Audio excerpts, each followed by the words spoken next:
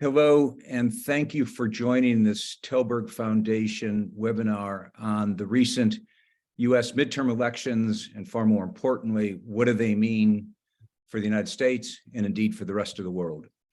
Since it's about elections, we thought we would give you a chance to vote while we talk about elections.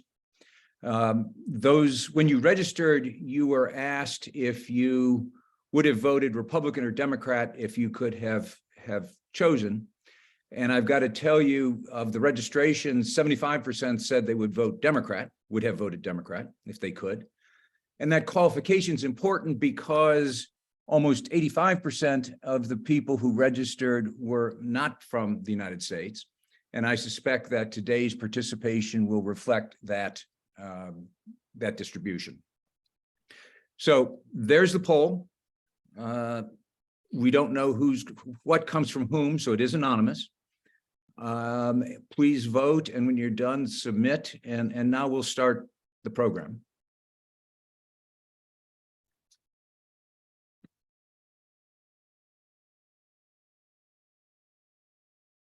Welcome, Scott. Hey, how are you? I'm well. And welcome, Dick. Good to see you. When I started thinking about political risk many years ago, the countries I tended to worry about were those that seemed more interested in politicking than in governing. Countries that would vote, but the votes were never really over. As soon as one vote ended, they started another campaign. There was a kind of inbred instability in those systems, which made them risky. Of course, that was not the United States, but today it is. It seems that even though the votes are almost all counted from 2022, and we know at least the headline results, politicking has already kicked off. We've had a major candidate already declare for 2024. President Biden has been talking about running for re-election for at least a year, I think almost 2 years actually, and promises that he will really talk about running very soon. Campaign 2024 has already begun, even though we don't actually know all of the results from 2022. But we do know the headlines. Republican House, Democratic Senate, election deniers mostly denied election, which is the fate they deserved, of course. A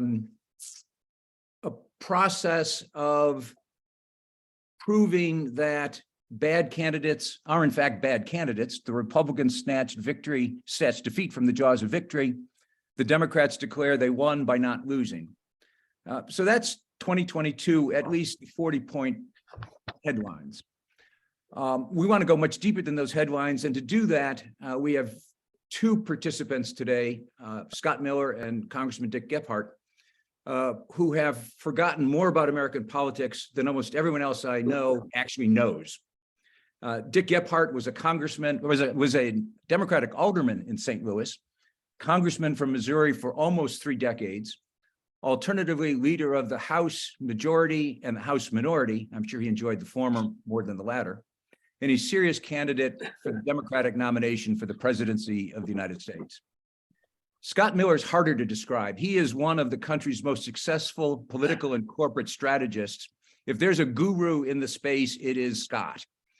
His political clients have run the gamut from Michelle Obama to Donald Trump and endless other kinds of people in between, including Richard Gephardt. We're going to start with the conversation among the three of us and take your questions, but ask your questions as we go along, as well as when we get to a pause. So I gave you the 40-point headlines: Democratic Senate, Republican House, et cetera. Let's start with what each of you think really happened that will have consequences in the next weeks, months, and years for the shape of American politics. Dick, would you go first? Sure. Well, my reaction to the election is there's good news and bad news. On the good news front, which I always like first, is that we had a valid election. And by that, I mean the election was trusted as valid by most Americans, not 100%, but a very high percentage of Americans trust that this election was run fairly and there was no fraud and abuse. And you got to remember, there have been a lot of allegations of fraud in our electoral process in the last 5 years. And you also have to remember that this happened in part because our elections in the United States are local. They're run locally. So thousands of people all over the United States volunteered or got paid very little money to go in and be election workers, to both receive the votes, to counsel voters on how to vote, and then to count the votes to come up with the valid results. That's a big deal.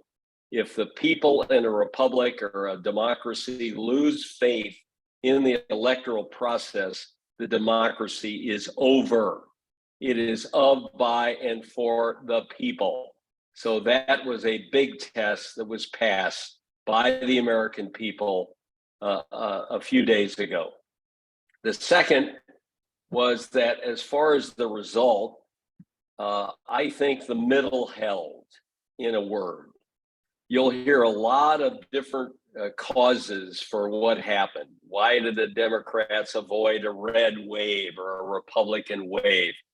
Why did the Republicans not get the result that a lot of pollsters thought they were going to get? And you can get a lot of reasons. People will cite the abortion decision of the Supreme Court, or the economy, or this, that, and the other thing. There's no way to correctly understand that because the American people are complicated. Everybody's different. And so you can come up with a lot of different causes. But I think the main thing to look at was that the middle held. The deciders in our elections increasingly, because there's more extremism on the left and extremism on the right, is that the moderate voters, the kind of non-aligned voters, are the deciders. And they, to me, were the deciders in this election. They voted for people that seemed to have their heads screwed on straight, that wanted to solve problems, that they were going into, they wanted to have office in order to solve the problems and do public service, not just serve themselves. So that to me was very good news. On the bad news front, I think the American people are as divided almost as much as they were in 1860. And there are a lot of reasons we can go into in the discussion about that. I happen to think it's mainly caused by the information culture, not just in the United States, but everywhere in the world, which is tending to drive people to have extreme thoughts, to be radicalized, if you will, and to not get shared facts and information on which they can decide how to vote or how to be a citizen in a country. As to where do we go now, I'll just quickly say that if the people are divided, then Congress is divided. It's a reflection of the people. A lot of people lately have been saying to me, what's wrong with Congress? Why can't they do anything? And I say, don't blame Congress. It's the American people. If the people are in two divided camps and they don't want any compromises that don't agree with everything they think, then Congress is going to be stymied. It's going to be dysfunctional. And that's kind of where we are. So we can go into politics in the future, but that's kind of my quick reaction to the 22 election. Thanks. Scott, how about you? What are your big takeaways? Well, you got to remember, our voters are disgusted with the parties. The majority party in this election was no party, was non-aligned, as you said, Dick. And they see the elections as a buffet table in the worst Chinese restaurant they ever went into. And they make the least upsetting choice. But they were not happy. And partly, I have a research project that I work on, and it's called We Need Smith. It's a long story, but what we do is test voters on alienation and anger and frustration. In the high 80s, 84, 85%, all Americans of all demographics believe that an elite of incumbent politicians, lobbyists, big bankers, big unions, big business, big special interests, and big media in Washington rigged the system to protect themselves and others of influence, other elites. And they're not far off. So when they see their lack of faith in government, which is pernicious, I would agree with Dick on that a lot. It's scary. Their lack of faith in government and in politics, they feel that everybody who gets in gets tainted. It presents a real challenge. So resulting, they love gridlock. They love Congress that does nothing. And a friend of mine, Hank Vigil, said, for most voters, ideology is a luxury. And it really is. There's this great research I recommend to everybody called Hidden Tribes. And I've just got one picture from it. Can you guys see that? The old-fashioned way. If you hold it up a little higher, they could actually see it. Okay. Well, what it shows is the map of America. And on the left and on the right, there are these little peaks of about 8% that are activist, committed crazies. And in the middle is this vast plain of what they call the exhausted majority. And the exhausted majority, about 60% of voters, really are exhausted and tired of the system. But miraculously, they can't come out and vote, and they came out and voted. It's interesting what, these independent, we don't have an independent party. It's important to point out to people not from America, but we call them independents. Going into this election, they leaned Republican by about 6 points, 48-42. In the actual election, they voted Democratic by 4 points because they go either way. And, you'd have to say there are three factors. Donald, everyone he brought down the entire state of Pennsylvania for the Republicans by his support for Mehmet Oz and Doug Mastriano. In order to be supported by Donald Trump, you had to kiss the Bible and say that the 2020 election was a fraud. Dan Cox in Maryland, Tudor Dixon in Michigan, you could see they brought down the entire ticket, way down the ticket. And so Trump accomplished something once again, as he did in 2021, which is he turned the Senate to the Democrats from the Republicans. And he did it again this time. And you can materially blame Donald Trump for all the ills that he complains about, for inflation, immigration crisis, because he stole the possibility of stopping overspending, all those things. That was big. Dobbs was big, but the vote on abortion is interesting to look at. If you look at American attitudes, by the way, the vote only changed people's positions by 2 points since 2020 in the entire election, but it did get people activated and in. The Republicans probably went in with an advantage of about 17% on the independents on inflation. They lost all of that because of Dobbs. But the Republicans are, count on them to be knuckleheads. Abortion overall, always outlaw 8% of the American people. So there should be none in any case, rape, incest, anything. 8%, mostly illegal, 29%, very wide range, probably 15 weeks is what they're thinking at. Mostly legal, 35%. And always legal, which is Roe v. Wade, that's where the law was, about 28%. The thing is, the Republicans had plenty of room to move down that scale towards sanity, and they chose not to. They misplayed every one of the issues and didn't get any of them. Back to results, as Dick did, neither party has been informed by this election. They really believe they're on the right track. They just got to go harder. And the Republicans with a one, or whatever it becomes, 2-seat advantage, I guess it's maybe 11 in the House of Representatives, will launch investigations of Hunter Biden's laptop and Afghanistan and this and that. They haven't learned. The Democrats, of course, and President Biden say, we're geniuses. We're great. We know what we're doing. And Biden is only reinforced in the idea that he will run.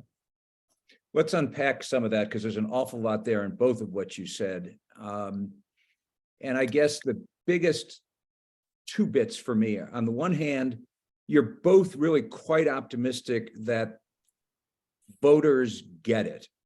Voters want solutions to their problems. Voters don't want crazy candidates. They understand that the extremes run the parties. And they are comfortable with divided government because they are divided, Dick, as you said, on many issues. On the other hand, you both implied that the parties tend not to be reflective of the people in some ways. To use Scott's teeter-totter, that there's extremes, and those extremes tend to be, you didn't say this, but you implied it, the politically active in both parties, that tend to push those parties oftentimes in directions that aren't necessarily good for the country, but far more importantly, that people don't want. So the obvious question, you've both talked about, Dick, you said the center held, Scott, you said the independents flipped, presented with bad choices, they chose the other way, they went the other way. So the obvious question is, how do we fix that? How do we get the parties to actually move to where the people are? How do we rebuild that center in political terms that exists, as you both said, among the citizenry? Dick, you spent a career trying to do that. How would you do it? Well, it was easier to do when I was there a long time ago. So that's the first thing I'd say. The second thing I always say is that democracy is always a mess. It has to be. You've got, in the case of the United States, 535 people in the room, all with an equal vote on every issue that comes before it. Just imagine in your own life being put on a committee of 535 people to make really tough, complicated, controversial decisions. So that's where you always have to start this discussion. Democracy is always really hard. Having said that, I believe it is far superior to letting one person make all those decisions. And I think Americans basically understand that. So the question becomes, how do you make it work better than it's working? And that's your question. Why are the parties not reflecting? I think there are two clumps of things that could be done, and then I'll add a third quickly. The first is, Scott is exactly right. The people feel that they don't count, that the elites, the big companies, the big unions, the big money controls the Congress and controls state legislatures, that their vote doesn't count. I'm amazed sometimes that they continue to be willing to vote because they feel so left out of the process. And that's a number of things cause that. you've always got to go back to money because money talks and everything else walks. And I think I was there the last time we passed meaningful campaign finance reform. I worked with John McCain across the aisle in both houses to get that bill done. That was what, 30, 40 years ago we did that. There's not been one thing since. And because of Supreme Court decisions, the amount of what we call dark money that now comes into these campaigns is just overwhelming. Overwhelming. When I was in Congress, my first race, I spent a grand total in a primary and a general election together of $70,000. There are now races for Congress that are in the multiple of millions of dollars. It's just, it can't work. And so at some point, somehow, I've come up with a solution. I advocated it in the last few years. I don't know that it can go anywhere, but I think we have to have public financing of campaigns that are willing to restrict themselves to small contributions. The good news is that we now have internet fundraising, which you didn't have when I was there. That could make that work, but you got to pass it, and that's really hard. So that's number one. The second bucket that has to be dealt with is the information culture in the United States. I've thought a lot about what's different from when I was in Congress, when we could reach across the aisle every day. My best friend was Bob Dole when I was Democratic leader. We worked together. We fashioned compromises. We didn't agree on anything, but we figured out how to get a compromise that could get a majority of votes in both houses and be signed by a president. That just doesn't happen today. And I think in large part because of the extremism that's been caused, not just by social media, but by the politicization of our cable channels, but much more importantly, the algorithmic behavior of our social media companies.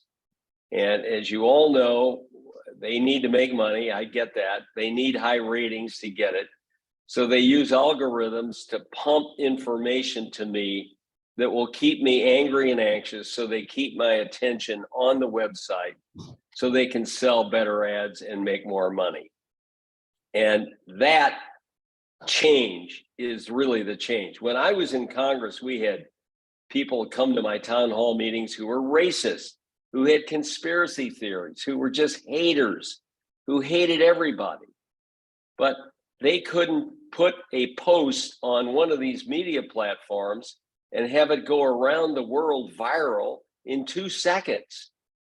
And so we've really brainwashed lots of Americans, lots of people in the world, not just in America, to have really untrue beliefs, to not have shared facts, and to not be willing to put up with compromises to solve big issues. So those are the two things I think we got to get the parties and everybody to think about.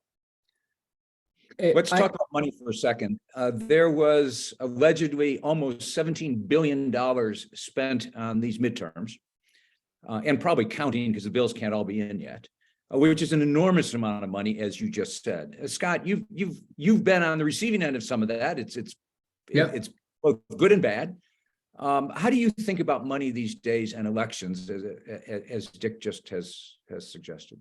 I live in Atlanta, Georgia, and our election, Herschel Walker versus the incumbent Raphael Warnock Senate election, which was dead even, almost. I don't think it will be in a month when they have the runoff, but it ended almost dead even. They've spent $242 million in our little state, which is just great for the economy and terrible for the democracy. The choice of going to these swing voters, the independent thinking voters who move back and forth and appealing on issues and service, and as Dick was saying, or go to the base, which is small activists, but the money is in the base and the votes are in the swing. And so they go to the money. And as Woodward and Bernstein said, follow the money. Silicon Valley and Hollywood have a huge influence on the Democratic Party. Libertarian, hedge fund people have a huge influence on the Republican Party, and they love advertising. And the ads are, I've seen them presented to these funders, and they love them. They love doing negative advertising against opponents. And I'm doing research this year to try to prove that it doesn't work, that nothing works, because the American people, if sophisticated about nothing else, understand marketing and have learned to ignore marketing. And as soon as you see a negative ad in the United States, it may be virally all over the world now, you see an unattractive picture of your opponent in black and white, and then some scary claims in type crawl across the screen, and a usually female announcer intones in sadness, do you realize that Raphael Warnock, and it's paid for by Americans for America. It's paid for by some group you can't trace with a bloodhound. And so one little interesting point I'll add to this. The New York Post, which is Rupert Murdoch owned tabloid in the United States, really fun newspaper sometimes. On its front page yesterday morning. We actually have the picture of that. Could you pop it up? There we go. Yeah. See down at the bottom, Florida man makes announcement. They have moved away, as everyone says they have, from Donald Trump. I actually watched his announcement, and there were some very interesting things in it. First of all, to choose Mar-a-Lago as a place to announce your candidacy for the American people, you couldn't be further removed from those voters we were talking about. It's about 60% of American voters are working class. And that's why they're pragmatic. They can't afford not to be. They don't choose their community. They don't have a gated community. They don't choose their schools. They don't choose their work crew. They get along. They figure it out. But the Trump people, I was reminded of a Beatles concert many years ago at Albert Hall, and John Lennon, when people are going wild, he says, thank you to all of you in the audience, and in the box seats, just rattle your jewelry.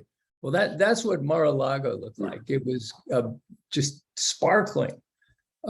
However, and Trump is a maniac, and that's why I went away from him after 16, and maybe dangerous. But if you could pickaxe the I, me, my's out of his speech, he has gone back to the themes of 2016, not 2020. He's not a victim, he's an insurgent, he says. Now, he won't be able to stick to this, I know, but he actually named four, he actually used some of the themes that in the last 10 days of the 2016 election, he got on Air Force Trump and hit 8 states a day. And the messaging for the first time in the entire campaign was disciplined and clear. It's not about me, it's about you. You're the message, I'm the messenger. I don't know how he did it, but somehow did, and that pulled him ahead of Hillary. Well, he's gone back to that, not the victim of a rigged election, but the insurgent. He only said the word rigged once, believe it or not. He proposed 4 or 5 reforms that, Dick, you make your jaw drop. I mean, he said he wanted to end all insider trading by the Congress. He wanted to end anybody moving, or staffs moving, from Capitol Hill to K Street. He wanted to enforce there being either you pass a budget or you don't get paid. These came out, I know they didn't come out of nowhere. They came out of research that we had done years ago, but it's Friday the 13th, guys. I always hear that he's dead. And He's moving.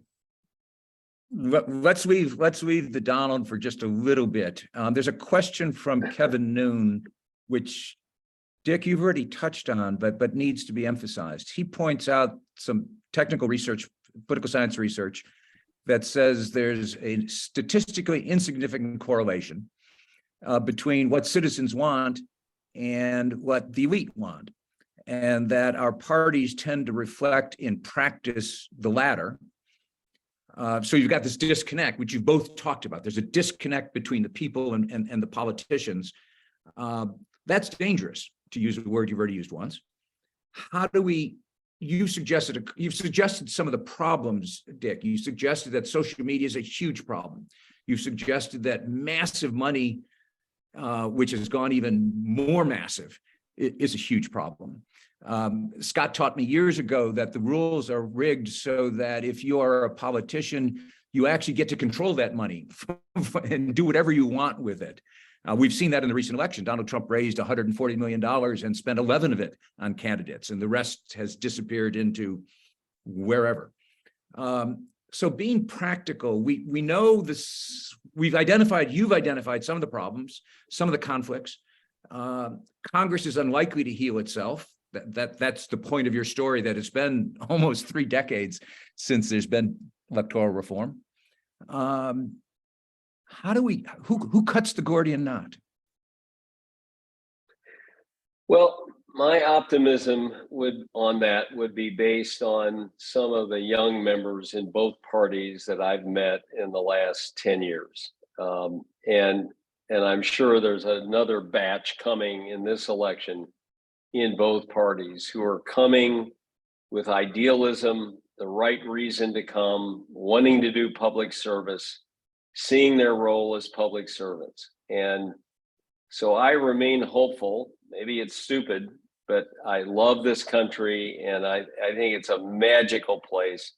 And I think most Americans now understand that, still understand that. And I think this young cohort can provide those kind of answers to both campaign reform and lots of other issues that we're hung up on. I think you're going to have a changing of the guard in the Democratic Party. You're going to know more later today in the House.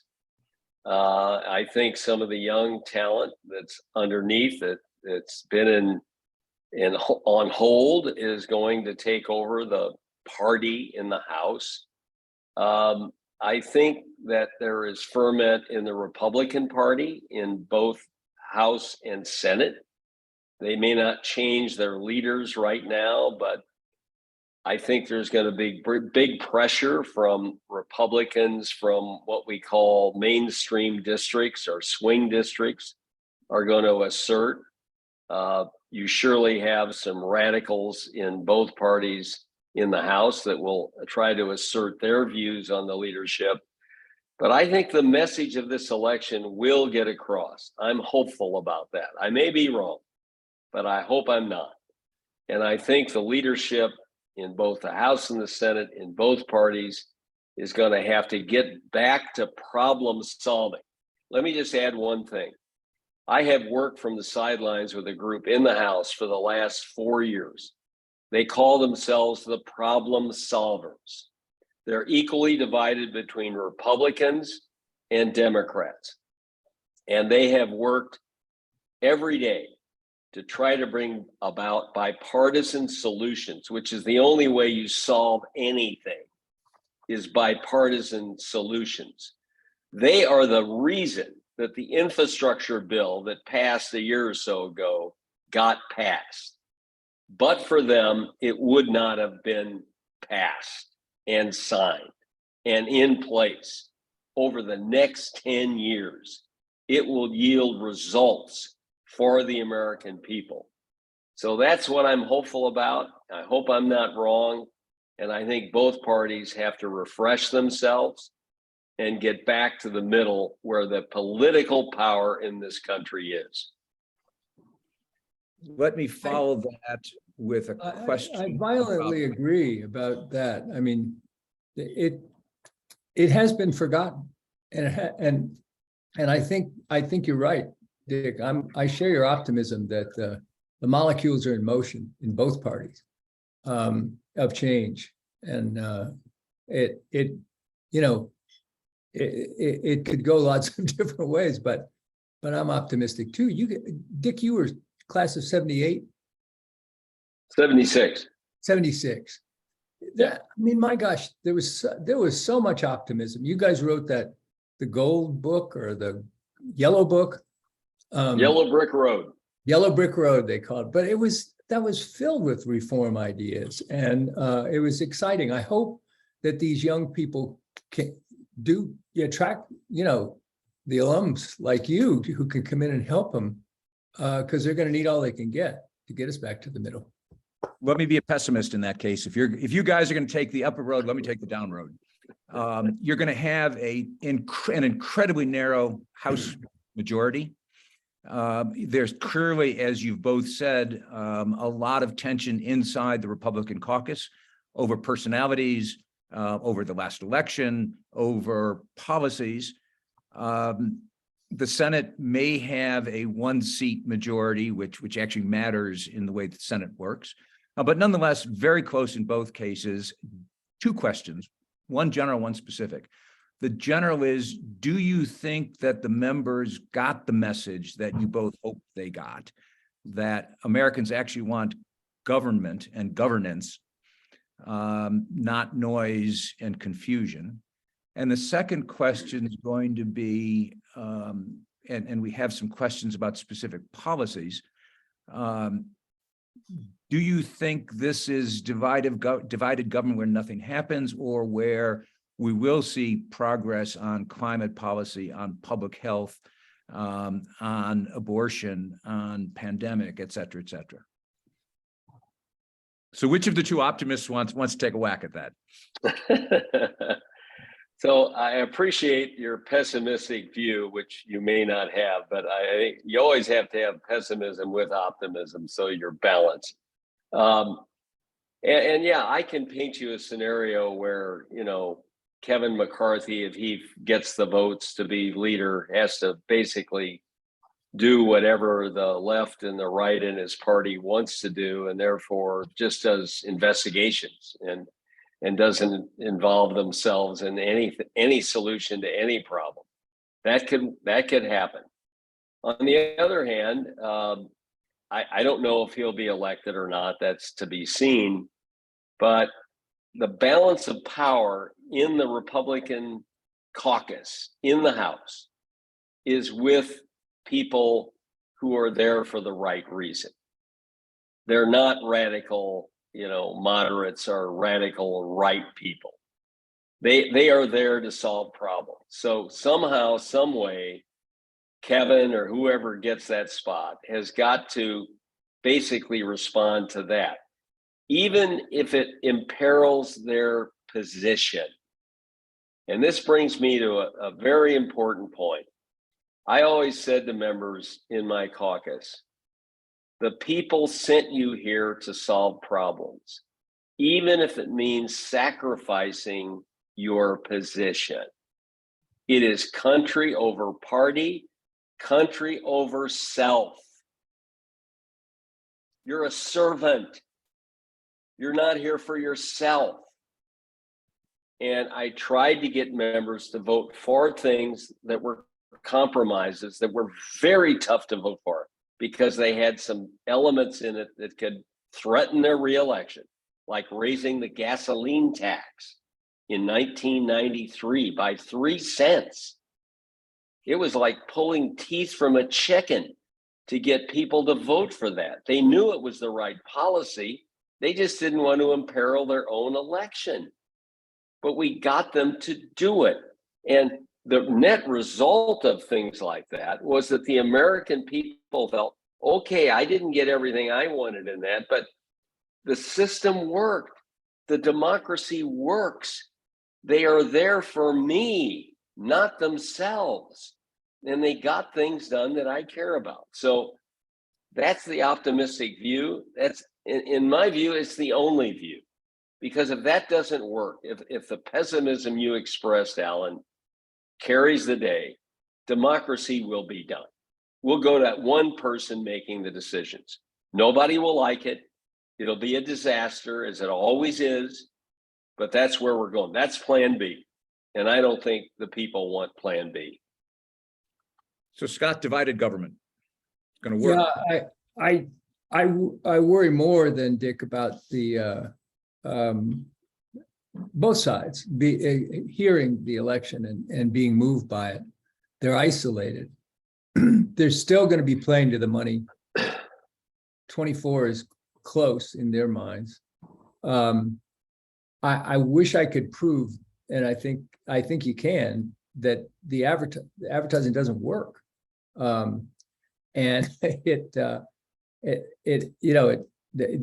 one point I thought maybe Trump would prove that, because he spent about 100 million in 16, and Mrs. Clinton spent $1 billion, and consequently she had to spend all her time raising money, while Trump could at least go out and campaign. And Trump, as that drunken uncle at what we in America call Thanksgiving dinner, even his most ardent supporters just tolerate him in terms of voters, not the crazies, but the ones who hold their nose and vote. He got more votes than any Republican candidate in history in 20. And we know that those people were holding their nose. 25% went in undecided in 2016 into the election, into the voting booth, who were registered and likely, but they didn't know who they wanted to vote for.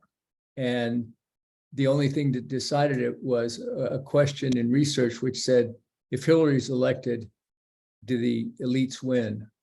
And they were 2-1 yes. And that's why they moved that way. But I'm worried about how I'm so optimistic about the middle as Dick is. And Dick is optimistic, and you have to. I totally agree with him. You have to be.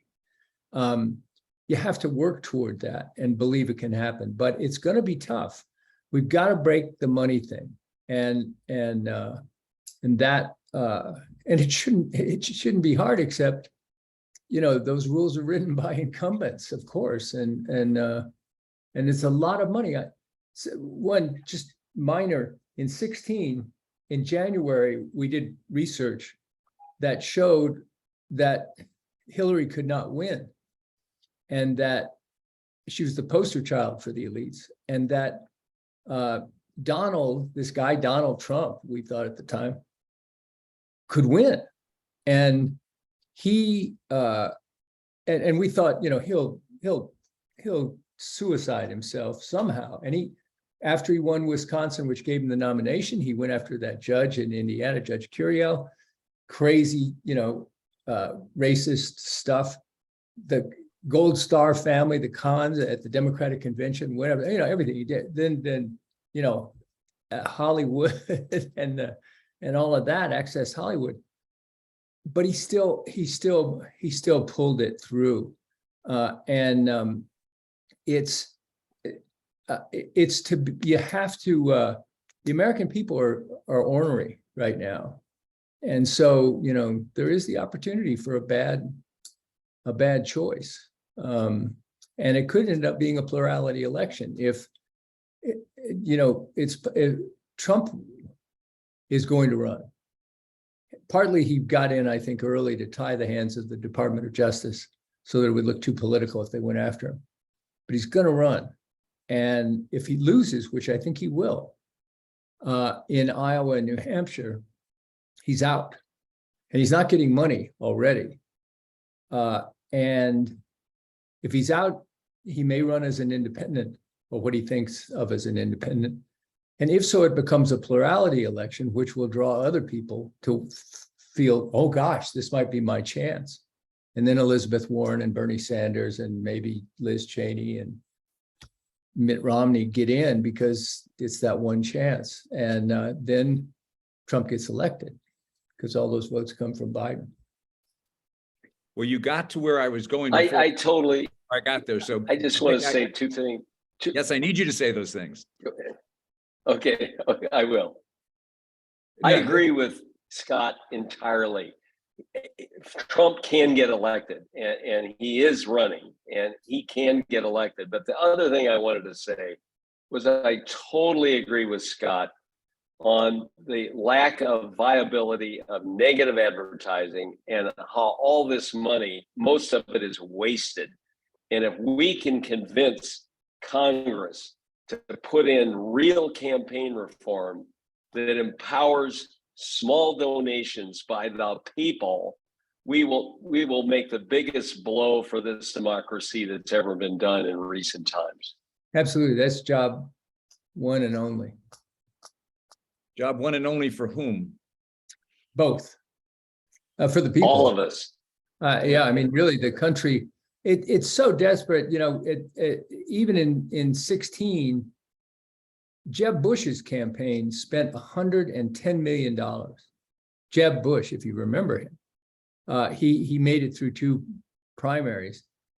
His media consultant made $17 million to get 2 delegates.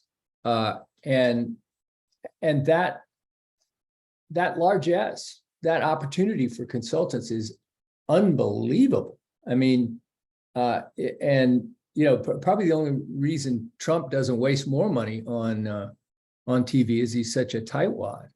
But you know,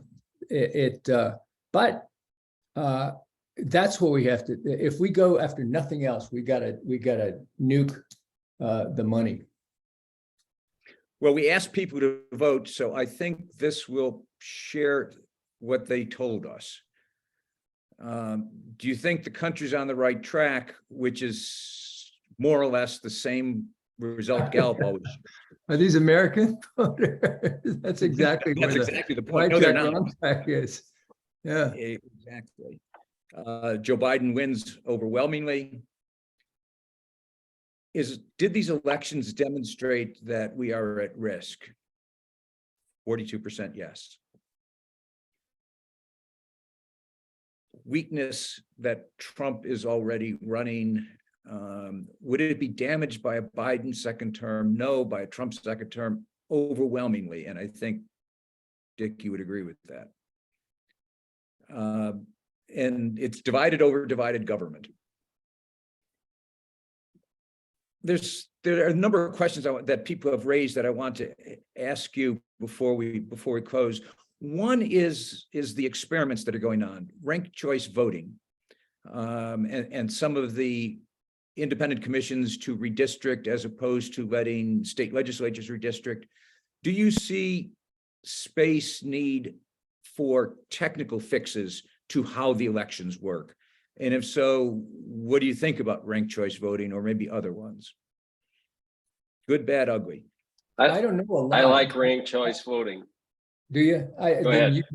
Please explain it. But I go back to the original point in this program, which was the American people trusted this election. And in spite of all the pundits and Trump and the deniers, and they trusted the election. And I've never seen in my adult life the American people make a mistake, given the information that they had and the choices they had. But to talk about ranked choice, I don't understand it. Well, as best I understand it, you vote for, you rank 2 or 3 candidates. You don't just vote for one candidate. And then you do another round based on that. And it tends to get you to more centrist outcomes. You have to look at the mayor race in New York that produced Eric Davis, who became mayor. Nobody thought he could win. He was too conservative as a Democrat. There were lots of real liberals running against him. And it allowed Republican thinking voters to have more of a say in that race. And so Davis won. The same is applied in Alaska, where they've had it for a couple of cycles. The only reason Lisa Murkowski survived against much more right-wing candidates was because of ranked choice voting. in this latest election for the House, Sarah Palin fell out on ranked choice voting. So look, one of the problems you have in the House is gerrymandering. And I'll just tell you a quick story. When I was in Congress, when we got to drawing the lines at the state legislature, I would go there and meet with the Democratic legislators, and they'd show me maps, and I'd say, yeah, that looks pretty good. I know that area, St. Louis and whatever. It was all very imprecise, and it didn't really matter that much. Now, with computer technology, you can go down to how many of the households on that street you want in your district. So it's surgical. So we've enabled in redistricting that gives the far right and the far left the real power in our politics in primary elections. You have members all the time say, my election is not the general, it's the primary that I have to worry about. So ranked choice voting tends to get you past that problem. Interesting. We have a question from someone in Nairobi, Kenya, which is, given how Donald Trump behaved while he was the president and that he then contested his loss, why didn't America block him from contesting in a future public office, which is what certainly would have happened, he says, in Kenya? Should we have, which raises the larger question, should there be requirements for public office, which is perhaps the de-Trump way to ask the question. If he were impeached, if he had been successfully impeached in those two so-called impeachments, he would have been blocked from running for office ever again. And avoiding the impeachment itself, the actual act. Conviction. Yeah, conviction saved him. I would agree with the person in Kenya that would be that would be a helpful thing. I gotta believe that he's going to really have a difficult time. I believe he's got money problems. Alan, as you said, I think he's pocketing campaign contributions, which is perfectly legal here. But I think he's got some real problems, and I think I do think he'll be beaten, but I don't, whether he'll accept it or not, we'll see. Yeah, to answer the question that right now, the one thing that is imperiling Donald Trump's future in this coming election is what the Department of Justice does with both the insurrection possibility charges and what he did with the documents. I think the January 6th insurrection charge, if it's made, is much more serious for his ability to continue to run. If they convict him of a felony, I don't think he can run. I think he'll be disqualified legally, not politically, but legally. And so that's something to look at in the next few months.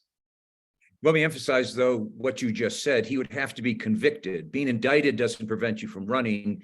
It may prevent people from voting for you.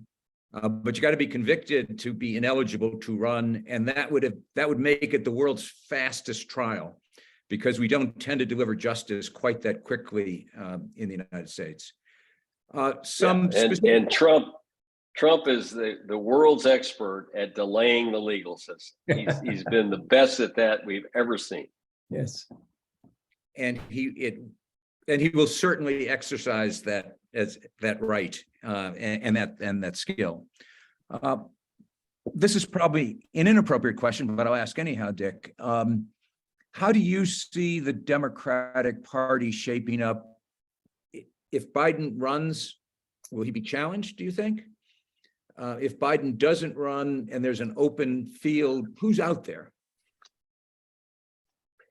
That's a great question. And there's no way to know about Biden until he actually announces what he's going to do. He has said he would talk with his family over the holidays and come up with a decision soon thereafter. Um, there's betting on both sides of that. I have no idea what he will decide. I do think there will be more push on him to run by some Democrats because the election outcome was not as nearly as bad as it was anticipated to be. And he may think in his own mind, and it would be understandable, that he got rid of Trump for the United States the last time he ran, and now he just needs to do it again because Trump is already running. But putting all that aside, and I think you've got to really get through that decision gate to know what else can happen. I think there are a number of candidates, potential candidates out there. You've got governors around the country. Governor Whitmer in Michigan is somebody people talk about. Chris Murphy is a senator in Connecticut. It makes a very good presentation of his values and views. And Cory Booker, who ran last time, did a very good job in the campaign. And Tim Ryan, who lost for the Senate, but is from the Midwest, really is a very impressive guy in terms of, relating to those 70% of people who are workers and not wealthy people in the country would be someone people would look at. So there are a lot of possibilities. As Scott knows better than I do, running for this job is really tough. And you kind of got to appeal to left and right and center. And in the end, you have to show human capacity, human values, character that people can believe in and trust. And all of that is very hard to do. And it takes a special person and a really effective campaign to get all that across. Yeah, takes incredible stamina. Scott, on the Republican side, there's a question here about DeSantis. There's other names around. There are a lot of names around, in fact, many of them from the Trump cabinet, Mike Pompeo, for example, et cetera. As you're hearing people begin to move, because that's what you do, and hearing people starting to put together money in teams, who do you think is going to emerge on the Republican side? Obviously, Ron DeSantis had a great election, and clearly you can't ignore him. And he won independents in Florida by 53%. He won Hispanics by 13. He won working class by 27. He really, and he overcame whatever Trump influence there was, which was a damper on most of the Republican election. So that was good. I think I did research on the Trump loyalists in 2017 after he'd been in office for about 6 months. And these are the people in Eastern Ohio, Western Pennsylvania, who were typical strong Trump supporters, hard support. They were not, they didn't like him. I gotta say, I mean, if they found out that he was a drunk or a drug addict, they would have said, "Oh, okay, now I get it." They say this guy's up butt dialing at 3 a.m. What is going on with this guy? We thought he would act like president. Remember, he was 14 years the Celebrity Apprentice host as this sober CEO, with fairness and sanity. So, and he's not. And the Republicans, though, do have some interesting young governors, Glenn Youngkin, Chris Sununu. Others, the governor of Iowa, governor of Tennessee. I think governors have a better chance in the Republican Party, partly because they've had to do things. If you're in the Congress, you don't do any. Yeah, if you've been in the Congress, you haven't done anything, or you haven't done anything the American people like. But governors usually get things done. And the ones who are accomplished are accomplished. They're good executives. So they tend to stand out in early Republican stuff. It'll crowd up. I mean, Dick forgot to mention Beto O'Rourke. I'm sure he'll run for president again. I think, or say, I don't think that Sarah Palin is down and out, she may come crawling back. I don't know. I think both parties do have opportunities for interesting changes. Whether it'll be DeSantis or not, usually the early leader is, the one that gets picked on most by the press and the pundits and everybody and the other candidates. So we'll see if DeSantis stands up. He's done a good job in Florida, though. Dick, last thoughts. How do we Well, get to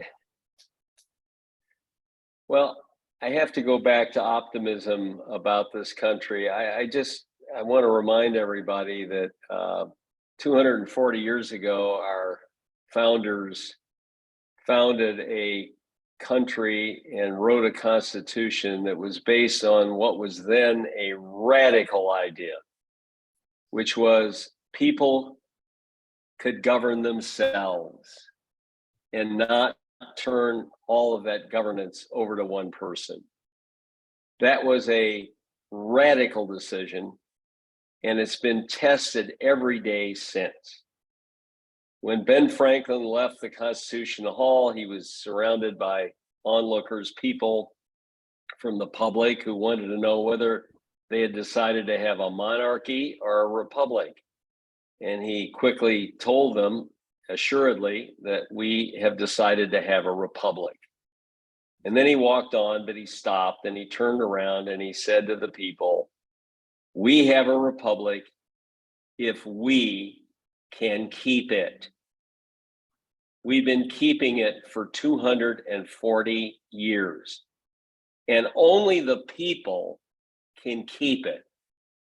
I went door to door in my district through 14 elections to the House every time I went home. And when I say I went door to door, I went door to door for 12 hours a day. And it was the greatest honor of my life to meet those people and to listen to those people. They were my boss.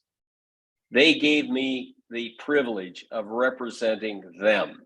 And I wanted to do that to the best of my ability because they run the country.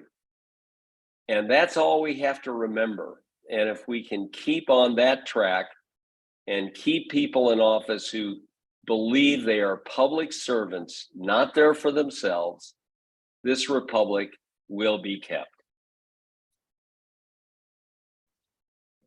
Scott, final coda? I have nothing to improve on that. I love Dick and I love Dick's optimism, but it is fundamentally an American quality, and it is a leadership quality that's absolutely necessary. So I think good things will begin to happen. We've got to address the money issue, and it won't happen for 24. But it's got to be addressed, and that'll open the way for many other reforms which are necessary. But that one in itself would change everything. If it were just not even dark, if it were in the light of day. The sun is sanitizing. Look at that beautiful Sonoma, California sunny vineyard. But I think so. I share Dick's optimism, and probably with a few different names in place. But I do, and I think that the fact that as many people turn out as did, and keep turning out. And really, I think the record turnouts are now a part of the fabric. People are in. And maybe it's the extremes pushing them, but I don't think so. I think they're just tuned in. So I'm very hopeful. Young people are tuned into the Democrats 2-1. That's not so good. Old guys like me are tuned into the Republicans, as a majority, and that's not a very healthy outlook. But the young, I have great faith in them. We got few young people that I love out there. So thank you both for the past hour. Thank you for what you've done to get us to this point. I have to add one positive comment about Trump, which pains me to say, but Dick, you said to me once that your son had said to you, perhaps Donald Trump's most positive result of his efforts is that he got people voting again. So to the point you both made, we can be optimistic if we believe that the people will in fact make some good choices in the future. Thanks very much, and thank all of the audience that's with us, and we look forward to talking to you again. Thank you very much. Thank you, Alan. Thanks. Thanks, everybody.